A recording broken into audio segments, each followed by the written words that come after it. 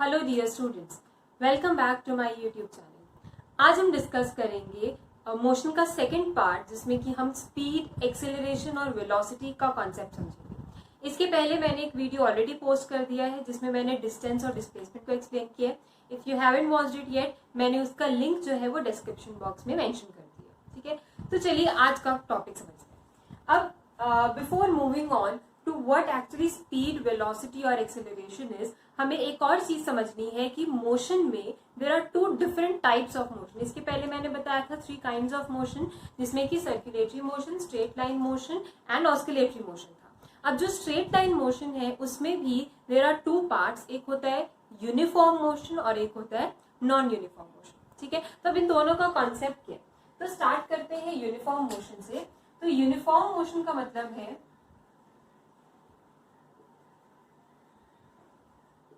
Uniform word से पता चल रहा है कि आपका रेगुलर इंटरवल में सब चीज सेम रहेगी, राइट। तो uniform motion is a motion in which equal distance is travelled in equal interval of time.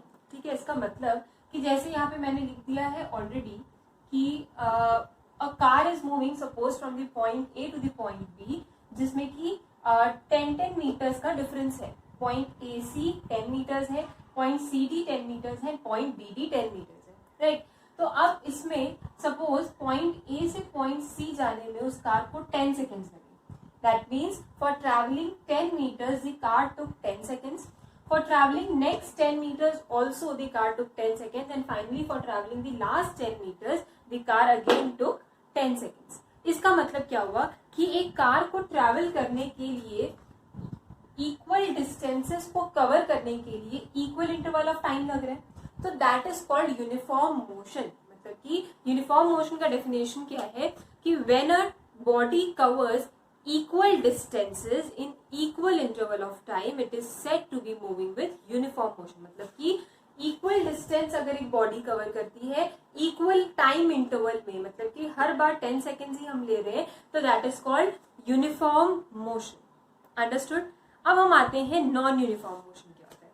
तो नॉन यूनिफॉर्म मोशन नाम से पता चल रहा है कि जस्ट इसका ऑपोजिट होगा। तो नॉन यूनिफॉर्म मोशन में सपोज करिए कि इस कार को फर्स्ट 10 मीटर्स ट्रैवल करने के लिए 10 सेकेंड्स लगे, but for the next 10 metres उसको 15 सेकेंड्स लगे, and for the last 10 metres उसको 25 सेकेंड्स लगे। ठीक है, तो अब इसमें क्या हो रहा है कि जो कार है वो ट्रैवल तो सेम डिस्टेंसेस कर रही है, बट जो टाइम इंटरवल है, मतलब कि हर 10 मीटर्स को आप कवर करने के लिए अलग अलग टाइम लग रहा है। ठीक है, तो अब उसमें क्या है कि for the first 10 meters the car took 10 seconds, for the next 10 meters the car took 15 seconds, and for the last 10 meters the car took 25 seconds. मतलब कि the car covers equal distances in unequal interval of time, और you can say that car covers unequal distances in equal interval of time. मतलब कि अगर हम इसको आप 10 seconds में डिवाइड कर दे तो हमारा जो डिस्टेंस ट्रैवल्ड है वो बदल जाएगा। तो यही है नॉन यूनिफॉर्म मोशन का कॉन्सेप्ट। मतलब कि इसकी डेफिनेशन क्या हो जाएगी, when a body covers unequal distances in equal interval of time, और द अदर वे आउट आप क्या लिख सकते हैं, when the body covers equal distances but in unequal interval of time, then the body is said to be moving with non uniform motion. ठीक है, तो uniform motion और नॉन यूनिफॉर्म मोशन दोनों ही हम स्ट्रेट लाइन मोशन के concept में पढ़ते हैं, सर्कुलर मोशन में भी हम इसे पढ़ते हैं, बट क्योंकि हम इस चैप्टर में ज्यादा स्ट्रेट लाइन मोशन पे फोकस कर रहे हैं तो हम स्ट्रेट लाइन मोशन के अकॉर्डिंग इसको समझेंगे। ठीक है, तो आई होप आपको यूनिफॉर्म मोशन और नॉन यूनिफॉर्म मोशन का कॉन्सेप्ट समझ में आ गया होगा। अब हम मूव करते हैं हमारे नेक्स्ट टॉपिक की तरफ, विच इज स्पीड। ठीक है, तो यूजुअली आपने जो स्पीड है वो पहले भी पढ़ा हुआ है, जो आप बैच में भी आपने स्पीड के बेसिस पे सम्स बनाए हैं, एंड स्पीड चैप्टर आप बहुत टाइम से पढ़ रहे हैं। तो स्पीड एक्चुअली में होता क्या है, तो स्पीड को अगर हम डिफाइन करें तो स्पीड होता है the rate of change of distance with time. ठीक है, तो इसे कहते हैं स्पीड। अब एक चीज आप हमेशा याद रखिएगा, जब भी आप कोई डेफिनेशन पढ़ते हैं और अगर उसमें ये वर्ड मेंशन है रेट ऑफ चेंज, ठीक है, तो रेट ऑफ चेंज का मतलब ही यही है कि आपको उसको टाइम से डिवाइड करना होगा। अब किस चीज का चेंज है, तो rate of change of distance, मतलब कि डिस्टेंस पर यूनिट टाइम कितना चेंज हो रहा है, रेट ऑफ चेंज मतलब per unit time, okay.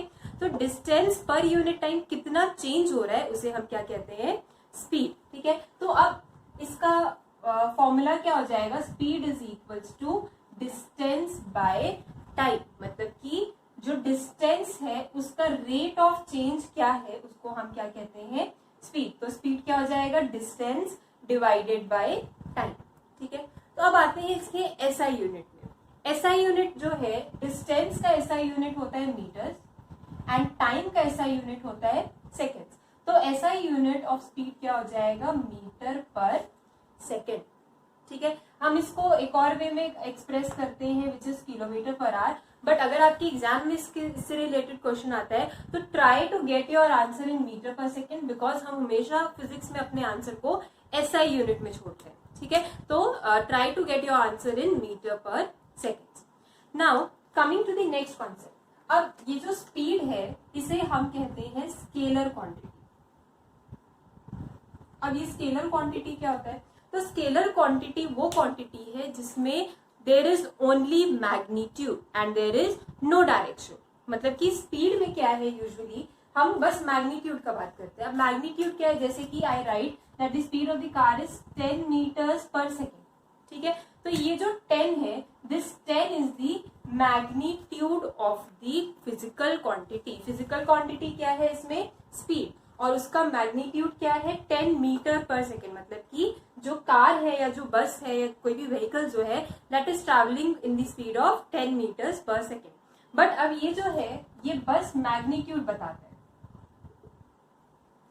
And there is no direction. मतलब हम ये तो नहीं कह रहे ना कि it is moving 10 metre per second towards west या टुवर्ड्स ईस्ट, ठीक है। तो ये जो पूरा कॉन्सेप्ट है इसमें डायरेक्शन बिकॉज स्पेसिफाइड नहीं है, इसीलिए जो स्पीड है that is always measured in as a scalar quantity, ठीक है। अब आते हैं हम, अगर बाई चांस हम if I say that the speed of the car is 10 metre per second and it is travelling towards east, ठीक है। मतलब कि यहाँ से कार पॉइंट ए से पॉइंट बी पे जा रही है, तो हमको यहाँ दिख रहा है कि ये जो डायरेक्शन है दिस इज टुवर्ड्स ईस्ट, ठीक है। तो अब ईस्ट की तरफ कार मूव करी, मतलब क्या हुआ कि हमने अब डायरेक्शन को स्पेसिफाई कर दिया। तो as soon as I specify my direction along with the speed or the motion of the object, तब वो जो स्पीड है वो स्पीड से वेलोसिटी में कन्वर्ट हो जाती है। मतलब क्या हुआ कि वेलोसिटी का क्या कॉन्सेप्ट है, वेलोसिटी हो जाती है स्पीड प्लस अगर हम उसमें डायरेक्शन स्पेसिफाई कर दें, ठीक है। तो अगर हम कहते हैं कि the speed of the car is 10 metre per second, तो वो उसकी स्पीड है। But if I say that the car is moving with a speed of 10 meter per second towards east or towards west, तो वो क्या हो जाएगा कि हम अपने जो मैग्नीट्यूड है उसके साथ जब हम डायरेक्शन को भी स्पेसिफाई कर देते हैं तब वो बन जाती है वेक्टर क्वांटिटी, एंड इस केस में वो वेक्टर क्वांटिटी क्या है, वेलोसिटी। तो हम क्या बोल सकते हैं कि जो वेलोसिटी है that is a vector quantity. तो वेक्टर और स्केलर क्वांटिटी के बीच में डिफरेंस समझ में आया। स्केलर क्वांटिटी जो है उसमें बस डायरेक्शन उसमें बस मैग्नीट्यूड मेंशन रहता है, but in this vector quantity there is direction as well as magnitude mentioned in the question, okay.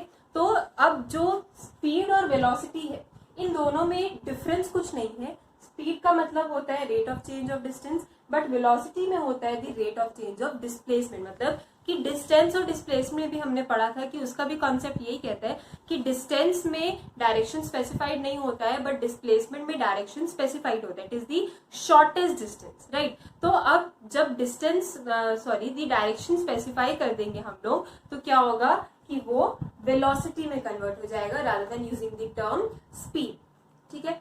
अब आते हैं हम कि एवरेज स्पीड क्या होता है। तो एवरेज वर्ड से तो आपको पता चल रहा होगा कि एवरेज का मतलब सम टोटल।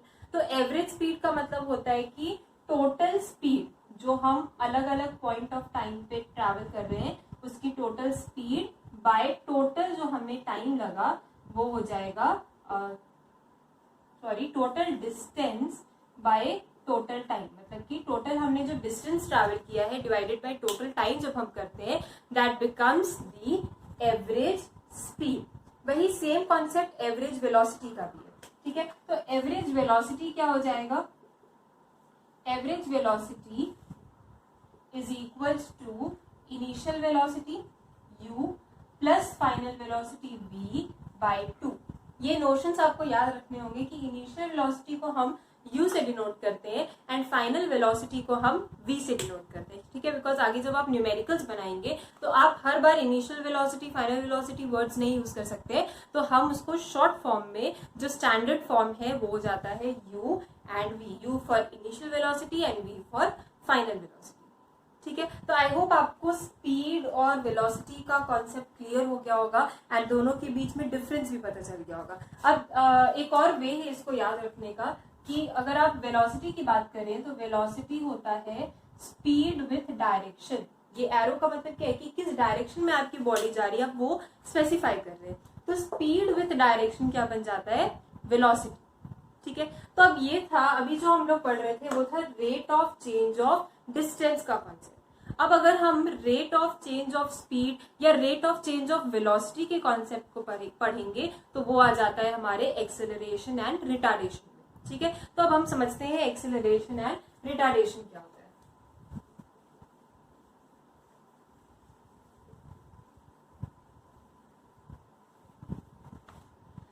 अब अभी जैसे मैंने कहा एक्सेलरेशन क्या है,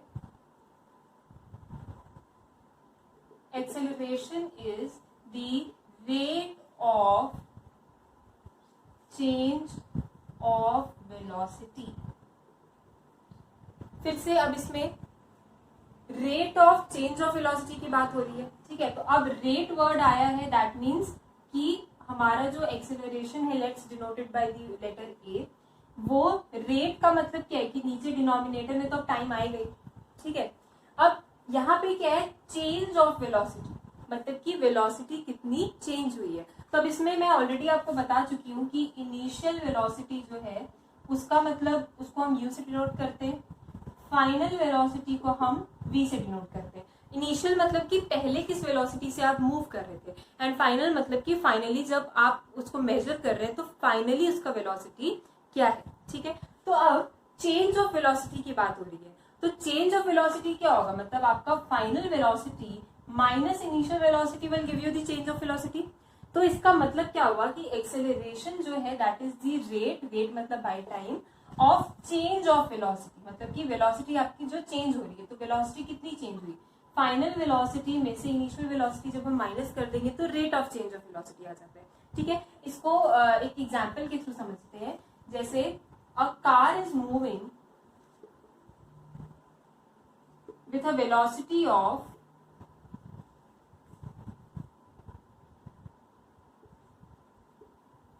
10 meters per second and comes to rest after 20 seconds, ठीक है। तो ये जो क्वेश्चन है ये मैंने नेगेटिव एक्सेलरेशन का आपको दिया है, मैं आपको समझाती हूँ नेगेटिव एक्सेलरेशन क्या होता है।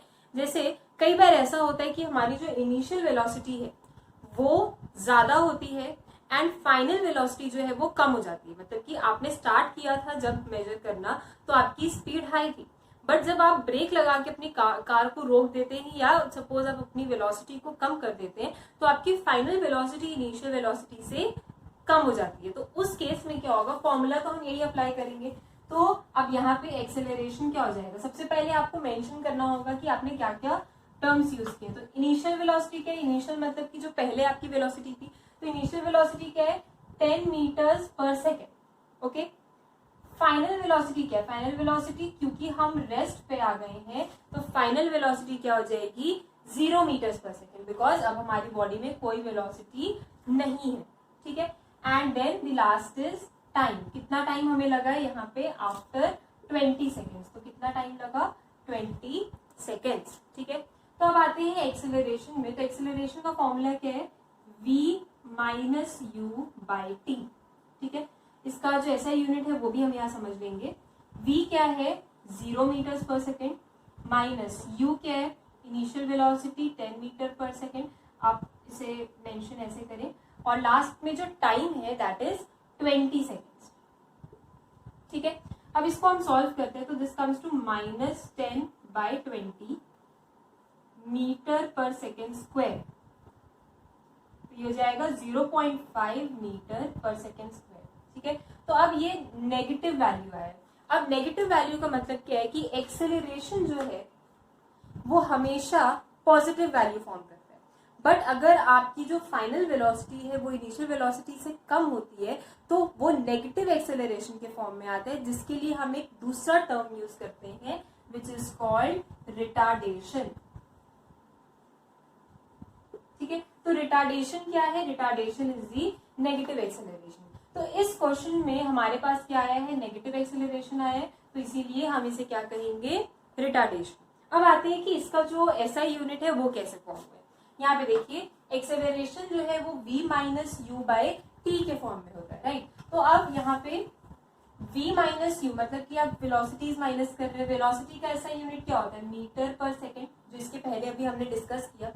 अब डिवाइडेड बाय फिर से टाइम है, तो फिर यहाँ पे टाइम है, अब यहाँ पे टाइम जो है that is to the power 1। अब इंडिसेस या एक्सपोनेंट्स में आपने पढ़ा होगा कि ये जो पार होता है अगर डिवीजन में है तो जाके ऐड हो जाता है सेम वैल्यूज पे, तो मीटर पर सेकेंड ये फिर -1, तो ये क्या हो जाएगा, मीटर पर सेकेंड स्क्वायर। ठीक है, तो इसीलिए एक्सेलरेशन का ऐसा यूनिट जो है वो मीटर पर सेकेंड स्क्वायर होता है, एंड वेलोसिटी का ऐसा यूनिट होता है मीटर पर सेकेंड। अब आपके एग्जाम में अगर आपका जो क्वेश्चन है उसमें आपको समझ नहीं आ रहा है कि आपके पास वेलोसिटी दी गई है या एक्सेलरेशन दिया गया है, तो आप इस कॉन्सेप्ट को यूज कर सकते हैं कि अगर आपको मीटर पर सेकेंड मेंशन है मतलब कि वो हमेशा वेलोसिटी या स्पीड के फॉर्म में है, बट अगर आपको metre per second square mention है दैट मीन्स कि आपके क्वेश्चन में आपको एक्सेलरेशन दिया गया है। ठीक है, तो only this much for today. मेरी नेक्स्ट वीडियो में मैंने जो भी ग्राफ्स है एक्सेलरेशन या स्पीड से रिलेटेड, जो भी डिस्टेंस टाइम ग्राफ है, डिस्प्लेसमेंट टाइम ग्राफ है, उसको मेंशन किया है। Do watch that video. अगर आपको कोई भी कॉन्सेप्ट समझ नहीं आ रहा है या आपको किसी भी चीज की वीडियो चाहिए तो please right it in the comment section. Thank you.